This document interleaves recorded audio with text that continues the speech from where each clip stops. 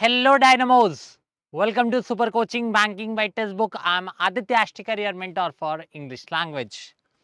So, we have already completed 2 chapters, that is 6 sessions of our Word Power Made Easy series along with 2 chapter reviews. ये सारी चीज़ें हमारी complete हो चुकी है. टोटल 8 लेक्चर पहले ही आप देख चुके हैं. In case if you have missed any of them, it is a kind request to go to the playlist जिसकी लिंक आपको अवेलेबल रहेगी इसी सेशन के डिस्क्रिप्शन में. उस लिंक पे क्लिक करके प्लेलिस्ट में से सारे सेशंस देख के and then you can come back here और इस सेशन को एंजॉय कर सकते हो. तो आज का जो सेशन रहने वाला है वो रहेगा वो cab related to various practitioners. पहले तो ये प्रैक्टिशनर्स का क्या मतलब है. लास्ट जो हमने चैप्टर पढ़ा था that was all about various medical specialist. अब मेडिकल स्पेशलिस्ट जो मेडिसिन की फील्ड में कुछ काम कर रहे हैं वो तो ठीक है, but there are certain other people जो मेडिकल के अलावा कुछ और फील्ड में काम कर रहे होते हैं. कुछ ऐसे भी लोग होते हैं जो मेडिसिन से रिलेटेड फील्ड में ही काम कर रहे होते हैं, बट एक्चुअली वो एक सर्टिफाइड डॉक्टर के रूप में नहीं आते या किसी सर्टिफाइड स्पेशलिस्ट के रूप में नहीं आते. तो ऐसे लोग क्या, लेकिन वो भी कंट्रीब्यूट कर रहे हैं. जैसे सिंपल सी भाषा में बताऊं, आज के ज़माने में इंजीनियरिंग एक काफ़ी बड़ा प्रोफेशन बताया जाता है, बट ये कहाँ से शुरुआत हुआ. तो ऐसा बताया जाता है कि रोम में किसी एक व्यक्ति ने वहाँ पे पहले ऐसा होता था कि जंगल वंगल से केवल रास्ता निकाल दिया जाता था जाने आने के लिए. फिर उसने क्या किया, उसने पूरा एक रोड सी बना दी. तो ये जो रोड बनाने का काम उसने किया, जो जो चीज़ें लगाई, so that contributed to the world, है ना. वहाँ पे लोगों के भले के लिए कुछ काम हुआ और फिर उसको इंजीनियरिंग नाम दिया गया. इसी तरह किसी ने कभी किसी को पैसे कुछ उधार दिए होंगे और उधार देने के बाद पहले तो वैसे ही दे देते थे, अरे भाई ले ले, है ना. फिर किसी ने उसको एक बिजनेस के रूप में देखा कि उसने पैसे उधार दिए. उसने कहा पैसे अगर आप तुरंत देते हो तो ठीक है, लेकिन अगर आप समय के बाद वापस दोगे तो उस पर इंटरेस्ट ब्याज चढ़ जाएगा. और यहीं से बैंकिंग इंडस्ट्री भी जो है कह सकते हैं हमारे सामने आई. That means these are all the stepping stone of these professions. इसी तरह बहुत सारे प्रोफेशंस है, बहुत सारे यू कैन से प्रैक्टिशनर्स है जो इस वर्ल्ड में एग्जिस्ट करते हैं. उनका क्या क्या काम रहेगा आज के इस सेशन में आपको मिलने वाला है. इसका मतलब आज का सेशन बहुत इंटरेस्टिंग होने वाला है, आपको बहुत सारी चीज़ों की जानकारी मिलेगी. So these are the words that we are going to discuss. इनमें से कुछ वर्ड्स हो सकता है हमने पहले डिस्कस किए होंगे, क्योंकि we are dealing with root words और काफ़ी वर्ड्स होते हैं जो इधर से उधर निकलते वक्त हमें तो उनके बारे में पता चल जाता है कि हमने ऑर्थो वर्ड जाना था, ऑर्थो से हमने 2-4 वर्ड्स और पता कर लिए, है ना. तो उनकी डिस्क्रिप्शन वैसे डिटेल में नहीं हुआ होगा, बट स्टिल डिस्कशन हुआ होगा. Now we'll get to know them in detail and कुछ ऐसे वर्ड्स होंगे जो हम पहली बार ही देख सुन रहे होंगे. तो देखो क्या क्या वर्ड्स है. So you will see psychologist, psycho analyst, orthodontist, शायद ये वाला हमने पढ़ा था, है ना. Optometrist, then we have optician, optician के बाद ऑस्टियोपैथ, कायरोप्रैक्टर, पोडियाट्रिस्ट, ग्राफोलॉजिस्ट और जेरेंटोलॉजिस्ट. तो ये सब वर्ड्स है जो आज के इस सेशन में कवर करेंगे. तो लेट्स स्टार्ट. सबसे पहले psychologist. Psychologist is all about behaviour. लोगों के क्या बिहेवियर है, कैसे वो कुछ चीज एक्सप्रेस करते हैं, कैसे रिएक्ट करते हैं किसी सिचुएशन को, जो ये सब चीजों को स्टडी करता है, दैट पर्सन और that particular practitioner is termed as psychologist. तो by education and training this practitioner is an expert in the dark mysteries of human. जो ह्यूमन एक्सप्रेस नहीं करता, अपने अंदर छुपा के रखता है, उसको कैसा फील हो रहा है, कुछ हुआ तो उस पर उसने कैसे रिएक्ट किया और ये क्या हो गया, है ना. अंदर ही अंदर काफी बार सोचते हैं. ये सब चीजें साइकोलॉजिस्ट का काम होता है, जो अंदर की चीजें पता कर सकता है.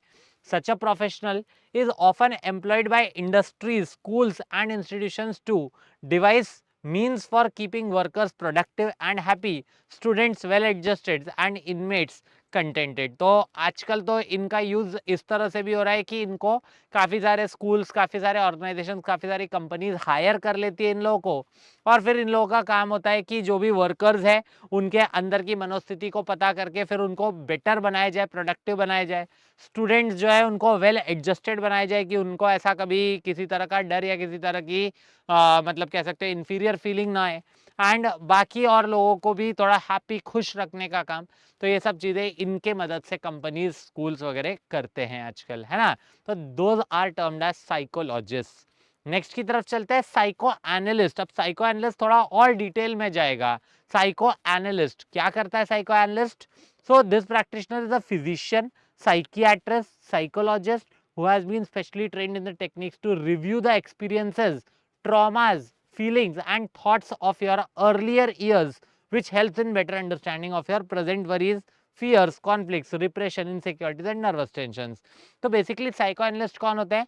ये आपने जो भी पहले कभी सफ़र किया है, कुछ ट्रॉमा से गुजरे हो, किसी तरह के फीलिंग से गुजरे हो, तो उन सब चीज़ों को स्टडी करके उसके बेसिस पे जो भी आप पास्ट में सब चीज़ें सहे हो या पास्ट में जिस चीज़ को एक्सपीरियंस किया है, उसको ध्यान में रखते हुए प्रेजेंट को, आपके प्रेजेंट को बेटर बनाने का काम इन्हीं लोगों का होता है, साइको एनालिस्ट का। Fears, conflicts, repression, insecurities and nervous tension, ये सब काम इन लोगों का रहेगा। ठीक है, तो बेसिकली जब हम साइको एनालिस्ट की बात करते हैं, साइको एनालिस्ट बेसिकली ये फ्यूडन टेक्निक्स को यूज करते हैं। एक कह सकते हैं साइंटिस्ट टाइप थे, फ्यूड करके उनकी टेक्निक्स का इस्तेमाल किया था, उन्होंने इस सब चीज़ों का शुरुआत किया था, बिगिनिंग किया था। नेक्स्ट आता है ऑर्थोडोंटिस्ट। अब ऑर्थोडोंटिस्ट का क्या काम है, ये शायद हमने पिछले वाले सेशन में भी डिस्कस किया था। ऑर्थोडोंटिस्ट, डोंटिस्ट, डोंटिस्ट डेंटिस्ट से आ रहा है, तो टीथ, और ऑर्थो का मतलब स्ट्रेटन के सेंस में होता है, आपको याद होगा। तो ऑर्थोडोंटिस्ट की अगर हम बात करते हैं, the practitioner is a dentist who has taken post graduate work in the straightening of teeth.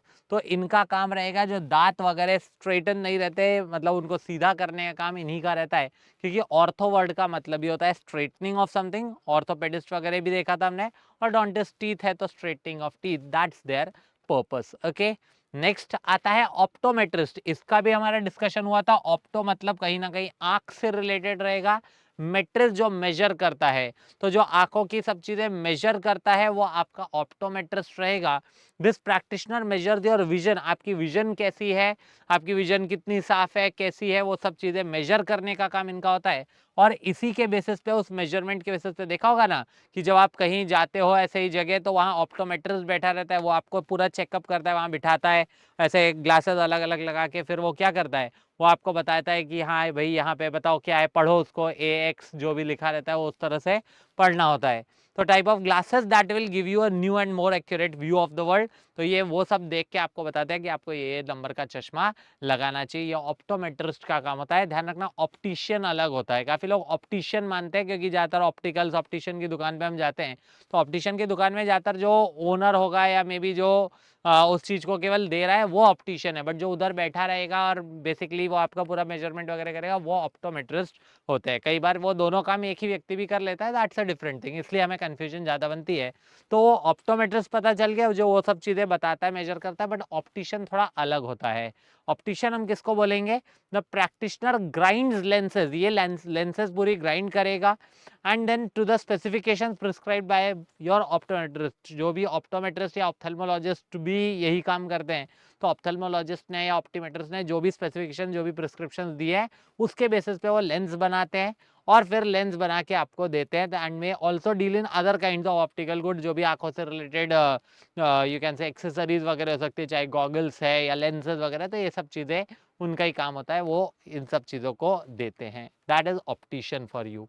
Next आता है ऑस्टियोपैथ। ऑस्टियोपैथ एक अच्छा यू कैन से अलग टाइप का वर्ड हो जाता है, कम सुनने को आता है। ऑस्टियोपैथ का क्या काम क्या होता है, ये लोग कोई दवाई ववाई नहीं देंगे आपको, या कोई मतलब ऐसे जो कहते हैं ना, ड्रगलेस उनकी टेक्निक होती है मसाजिंग की। Basically a drugless technique of curing diseases by massage and other manipulative procedures, a technique based on theory that illness may be caused by the undue pressure of displaced bones on nerves and blood vessels।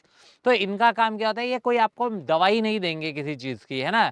जब हमें भी pen when होता है, तो दो तरह के लोग होते हैं, एक हम जाएंगे डॉक्टर के पास, doctor will give us some pain killer medicine, और हम वो खा लेंगे, ठीक हो जाएंगे, बट कहीं ना कहीं वो हमारे लिवर को इफेक्ट कर रहा है। लेकिन कुछ होता है जैसे कि ये ऑस्टियोपैथ, ऑस्टियोपैथ कोई दवाई आपको नहीं देगा, but what they will do, they will give you massage. वो ऐसी ड्रगलेस टेक्निक होती है जिसमें कि वह कुछ पॉइंट्स वगैरह को दबा के जैसे मसाज करेंगे आपका, ठीक है। कुछ मैनिपुलेटिव उनके प्रोसीजर्स होते हैं। एक ऐसी टेक्निक है जो बेस्ड है किस थ्योरी पे, कि जो बीमारी होती है हमारी, वो ऐसे ही नहीं होती। जब बीमारी होती है तो कुछ ना कुछ इधर उधर हिल जाता है हमारा, और वो जो डिस्प्लेसमेंट होता है उसी के कारण, may be cause by undue pressure, of displaced bone, तो बोन्स अगर डिस्प्लेस हो गई, इधर से उधर हो गई है, उसके कारण प्रेशर पड़ रहा है हमारे ऊपर, उसके कारण दर्द होता है, उस दर्द को वो मसाज वगैरह करके उसको सही जगह लाके और फिर आपको आराम देते हैं, कोई दवाई देने का उनका काम नहीं होता। ओके, तो they are termed as osteopath. Okay, next की तरफ चलते हैं। नेक्स्ट है कायरोप्रैक्टर। अब कायरोप्रैक्टर कौन होता है भाई? कायरोप्रैक्टर का क्या काम क्या होता है, देखो। So the basic principle of this practitioner's work is the maintenance of the structural and functional integrity of the nervous system. Treatment consists of manipulating most of the articulations of the body, especially those connected to the spinal column. अब जैसे osteopath massage वगैरह देके आपको relax कर देते हैं, आपको सही जगह ले आते हैं, कायरोप्रैक्टर थोड़े अलग होते हैं। कायरोप्रैक्टर बेसिकली अगर हम देखें तो ये ऐसे उसमें नहीं आएंगे, कह सकते हैं स्पेशलिस्ट में नहीं आएंगे या सर्टिफाइड वालों में नहीं आते।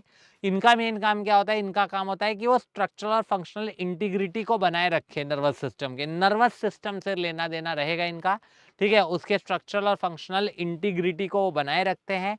Treatment consist of manipulating most of the articulations of the body, especially those connected to spinal column, जो भी स्पाइनल कॉलम से रिलेटेड चीजें रहती हैं उसको वो उपचार करेंगे। तो that is what we can say are chiropractors. Okay, next आता है पोडियाट्रिस्ट। बाकी ऐसा हो सकता है कि कंफ्यूज करे, बट जैसे हम क्वेश्चन करेंगे ना आपको क्लैरिटी ज्यादा अच्छे से मिल जाएगी, तो थोड़ा सा सब्र करना। पोडियाट्रिस्ट, पोडियाट्रिस्ट मैंने शायद आप लोगों को लास्ट क्लास में भी ये बताया था, पोडियम वगैरह की बात हुई थी।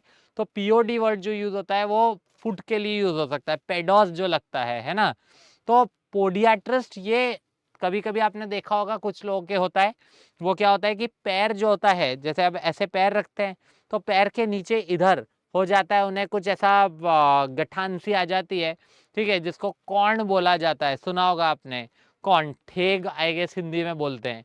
तो ये जो है ये पोडियाट्रिस्ट का काम रहेगा जो इन सब चीजों का उपचार करेगा। So this practitioner treats minor foot elements, जो भी छोटे मोटे से पैरों के आपके जो बीमारियां रहेंगी या पैरों के एलिमेंट्स रहेंगे, कॉर्न्स हो गए, कैलसेस हो गए, ब्यूनियंस हो गए, फॉलन आर्क्स हो गए, तो वो सब उनका काम रहता है उसको देखना, और अगर जरूरत पड़ी तो माइनर सर्जरी, छोटा सा एक मतलब ऐसा सर्जरी अगर वो करेंगे, मतलब जैसे वो निकालना, कैला जो कॉर्न होगा वो निकालने वाला काम करना, वो छोटी मोटी सर्जरी एक कर सकते हैं, तो वो पोडियाट्रिस्ट होते हैं। मैं खुद भी पोडियाट्रिस्ट के पास गया हूँ, मेरे भी पैर में जो है कॉर्न हो गया था, जब मैं ऑफलाइन क्लासेस लेता था तब काफ़ी टाइम जूते पहने रहते थे, 12-12 घंटे, तो कभी ऐसा हो गया कि कोई जूता में भी गलत शेप, मतलब गलत तो आ गया, होता है ना कभी कभी, ज़्यादा बड़ा साइज हो गया, छोटा हो गया, तो वैसे में हो जाता है। और काफ़ी हद तक मैं परेशान था, काफ़ी मतलब मेरे तो पैर में 7-7 कॉर्न हो गए थे उस समय पढ़ाते वक्त। तो फिर उसके बाद मैं गया था, उन्होंने मेरे को दवाई ववाई लिख के दी थी और चीज़ें बताई थी, ऐसा करो वैसा करो। उसके बाद जाके वो, खैर उससे तो नहीं हुआ था, पोडियाट्रिस्ट से तो नहीं हुआ था, बट हाँ फिर होम्योपैथी की एक मेडिसिन ली थी, एक डॉक्टर से पूछा था, उन्होंने डेफिनेटली उसको सही कर दिया था। 13 डेज में मुझे रिजल्ट देखने को मिला था। खैर पोडियाट्रिस्ट का भी काम वही होता है, ठीक है, तो पोडियाट्रिस्ट का भी काम वही होता है, में भी ज़रूरत पड़ी तो सर्जरी वगैरह भी परफॉर्म कर सकते हैं। नेक्स्ट है ग्राफोलॉजिस्ट। ग्राफ वर्ड आता है किस चीज़, कैलीग्राफी हमने शायद पढ़ा है, कैलीग्राफी होता है art of beautiful hand writing. तो ग्राफोलॉजिस्ट जो हैंड राइटिंग वगैरह की स्टडी करता है, आपने देखा होगा hand writing expert, CID, crime petrol जैसे शोज में आपने देखा होगा हैंड राइटिंग एक्सपर्ट को बुलाया जाता था, वो ग्राफोलॉजिस्ट ही होते हैं। Okay, graphologist, this practitioner analyses hand writing to determine character, personality or aptitudes, and is often called upon to verify the authenticity of signatures वगैरह की जो भी ऑथेंटिसिटी चेक करनी है या किसी रिटन डॉक्यूमेंट की, तो इनको बुलाया जाता है कि इनको ग्राफोलॉजिस्ट को, ठीक है।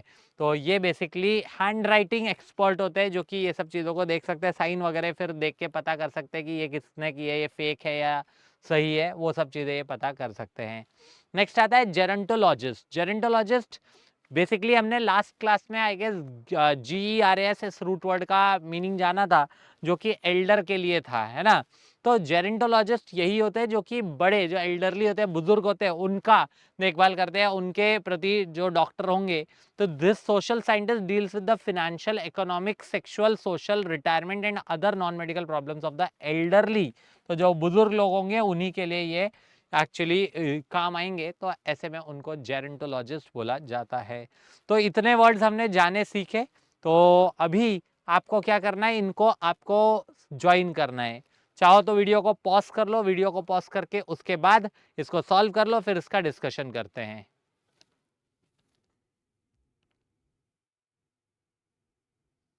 फाइन, तो अभी let's check it out.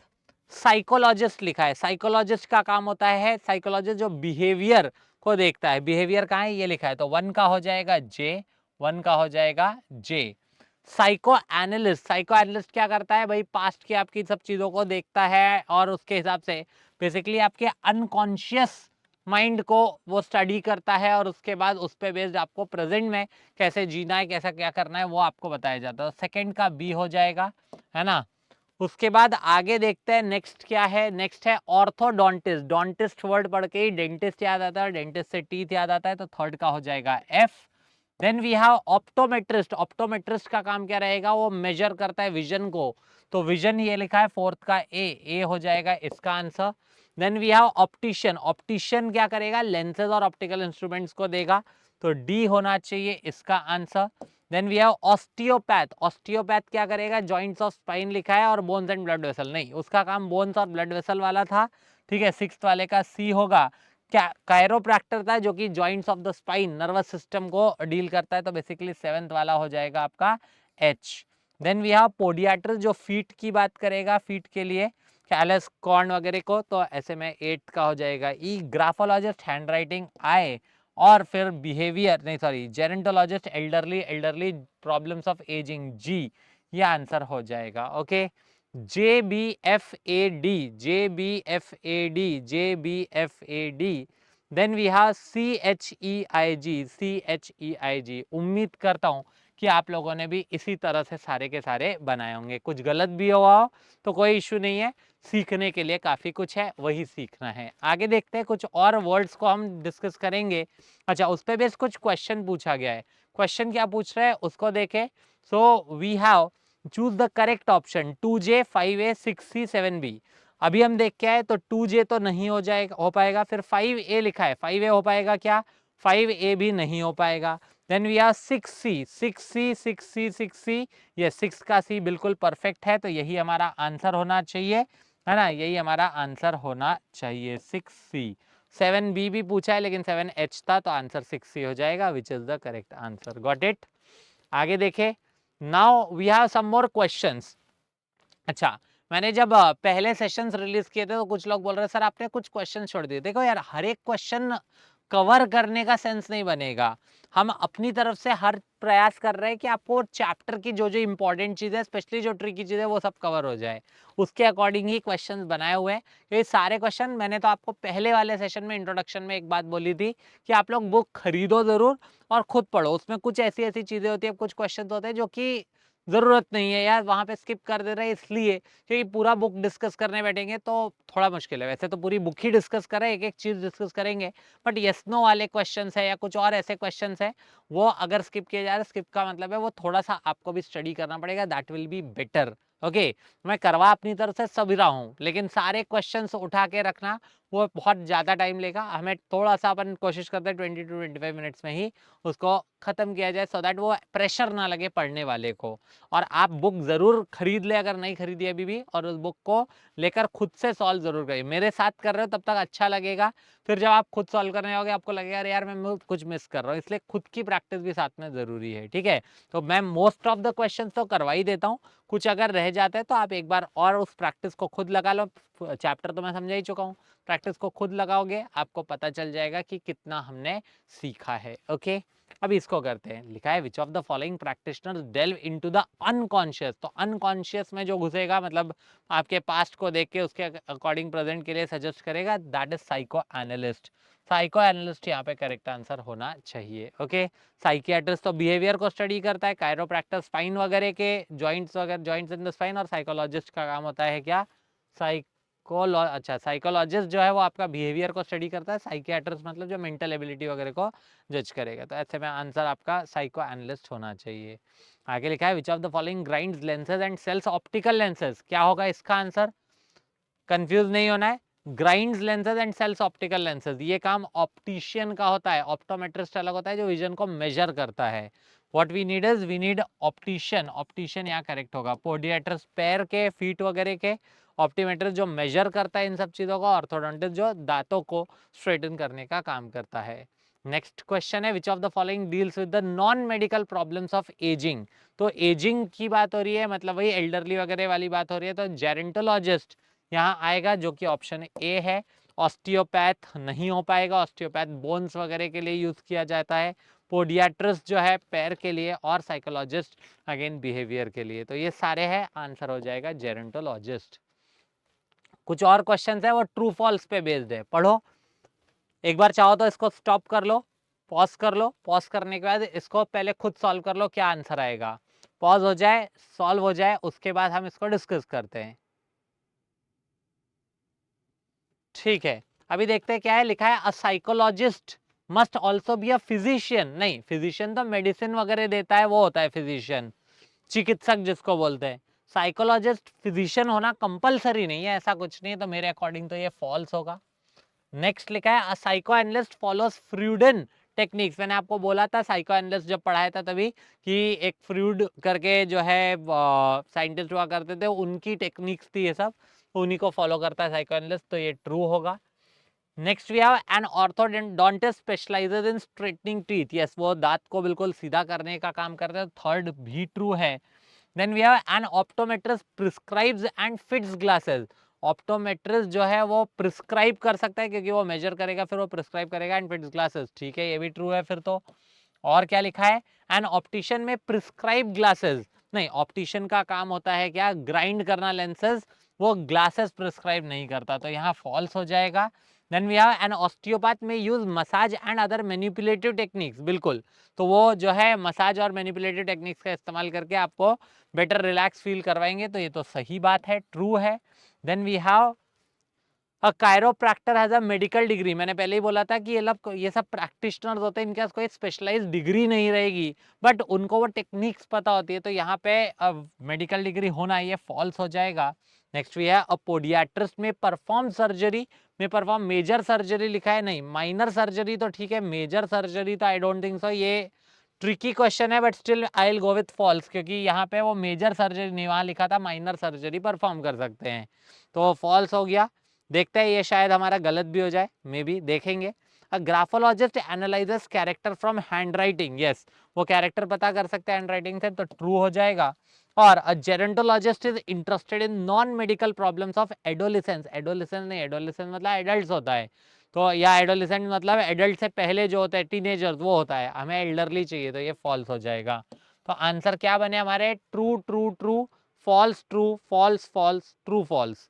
Let's see, let's check it out. पहला है फॉल्स, अच्छा हाँ, पहला फॉल्स ही था, दूसरा ट्रू, तीसरा भी ट्रू, चौथा फॉल्स नहीं, चौथा ट्रू हो गया। अच्छा, ये भी ग्लासेस प्रिस्क्राइब कर सकता है, ओके, ये लोग कह रहे हैं चौथा वाला कि ट्रू है, चलो ये एक देख लेंगे। और क्या है, नहीं सही है, चौथा ट्रू ही है ना, sorry sorry sorry sorry sorry sorry sorry, ठीक है सही है, वही मैंने कहा गलत कैसे हो गया, मैंने थोड़ा ऊपर नीचे पढ़ लिया। फोर्थ वाला ये है ऑप्टीमेट्रिस्ट, हाँ ऑप्टीमेट्रिस्ट तो कर सकता है, फोर्थ ट्रू। ऑप्टिशियन नहीं करेगा, फिफ्थ फॉल्स है। फिर सिक्स्थ ऑस्टियोपैथ मसाज यूज करेगा, सिक्स ट्रू है। सेवंथ फिर फॉल्स है, सेवंथ फॉल्स है। एट्थ वाले में हमें कंफ्यूजन थी, बट नहीं, एट्थ भी सही है, फॉल्स ही होगा। फिर उसके बाद ग्राफोलॉजिस्ट नाइन्थ ट्रू होगा, और जेरेंटोलॉजिस्ट जो है वो आपका फॉल्स होगा, परफेक्ट है। तो देखा, जब हम लोग अपने तरफ से पूरी कोशिश की है, हम अपनी तरफ से बिल्कुल सही किए हैं, हमें पता है हमें वहाँ पे कंफ्यूजन नहीं है। देखो, मैंने एक जगह ज़रूर बोला था कि शायद यहाँ हो सकता है, मे बी, वैसे तो हमने माइनर सर्जरी पढ़ा है, बट क्या पता। तो बाकियों में हम श्योर है, इधर नहीं थे। जहाँ श्योर नहीं थे वहाँ एक बार कंफ्यूजन या डाउट होना, तो उसको स्किप किया जा सकता है, एग्जाम में भी यही ध्यान रखना है। बट जहाँ हम श्योर है, हम गारंटीड तौर पर लगाए यही होगा, तो क्या ही दिक्कत है भाई। तो वो कॉन्फिडेंस होना चाहिए, चाहे एक बार के लिए मुझे लगा कि शायद आंसर गलत, मतलब वहाँ पे जो है मेरा आंसर गलत है, बट फिर भी एक कॉन्फिडेंस था अंदर से, जो एक कहते हैं ना, और ये गलत हो गया, ऐसा नहीं हुआ। हाँ, ये कैसे गलत हो गया, क्योंकि हमें पता है हमने सही किया है। That's the accuracy, that's the confidence you actually need when you are solving questions with accuracy, कि चाहे कुछ हो जाए, ये गलत होगा, मैं गलत नहीं होऊंगा, है ना। तो बस इसी के साथ इस चैप्टर या इस सेशन को यही रोकेंगे। चैप्टर 3 है ये और चैप्टर 3 का पहला सेशन हमने कंप्लीट किया। आगे आने वाले दिनों में आपको इसके नेक्स्ट वीडियोस भी मिल जाएंगे। तो उम्मीद करता हूँ कि इस सेशन में काफ़ी नई चीज़ें आपको पता चली। बाकी कैसा लगा सेशन ज़रूर बता सकते हैं इन द फीडबैक सेक्शन। और उसके अलावा वीडियो जो आपके ये आते हैं इनके थ्रू आपकी वोकैबलरी तो कवर हो ही जाती है, साथ ही साथ आप ग्रामर और साथ ही साथ कॉम्प्रिहेंशन और बाकी चीज़ों को बेटर कर सकते हैं by enrolling in Testbook super coaching. Testbook super coaching that brings to you government examinations cracking with the help of super teachers. India के सुपर टीचर्स यहाँ पे पढ़ाते हैं। So live classes, recorded sessions with conceptual clarity, mock test, practice set, study notes, ये सब चीज़ें आपको मिलती हैं। तो क्लासेस लाइव मिल जाती है, उसमें आप प्रैक्टिस कर सकते हो। कॉन्सेप्चुअल क्लैरिटी के लिए रिकॉर्डेड सेशंस मिल जाते हैं। You also get mock test, practice set, study notes, ये सब चीज़ें आपको एक ही एनरोलमेंट में मिल जाएगा, जो कि अगर आप इस कोड आदित्य का इस्तेमाल करके यूज़ करते हैं, करके एनरोल करते हैं, तो you can get maximum discount. Okay, तो go grab the discount now by using the code Aditya A।